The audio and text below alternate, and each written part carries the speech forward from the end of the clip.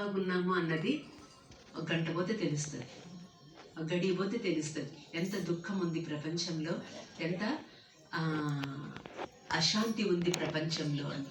అందుకే బాబా చెప్తారు, పిల్లలారా ఎప్పుడు కూడా రేపటి పైన మీరు దేన్ని వెయ్యొద్దు.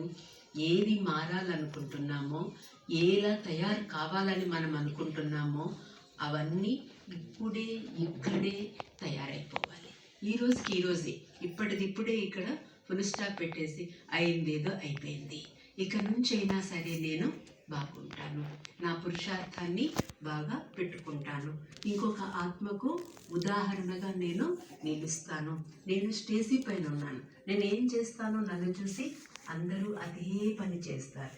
ఎందుకు నన్నే చూస్తారు అందరూ అని అంటే, మనం ఇప్పుడు భగవంతుని ఒళ్ళోకి వచ్చేస్తున్నాం. బాబా మనల్ని తన హృదయంలో పెట్టుకున్నారు, తన కళ్ళల్లో పెట్టుకున్నారు, తన తలపైన పెట్టుకున్నారు. మరి తలపైన, కళ్ళల్లోనూ, హృదయంలోనూ ఉన్నవి ఇతరులకు తొందరగా కనిపిస్తాయి. అలాగే మనల్నే భగవంతుడు పెట్టుకున్నారు, ఎన్నుకున్నారు అంటే మనలో భగవంతుడు కూడాను మనమే అందరికీ ఫస్ట్ కనిపిస్తాం. ఈ విధంగా ఉన్నారు, వీళ్ళు ఇలాగున్నారు, వాళ్ళు అలాగున్నారు అని. అందుకే బాబా ఎప్పుడు కూడాను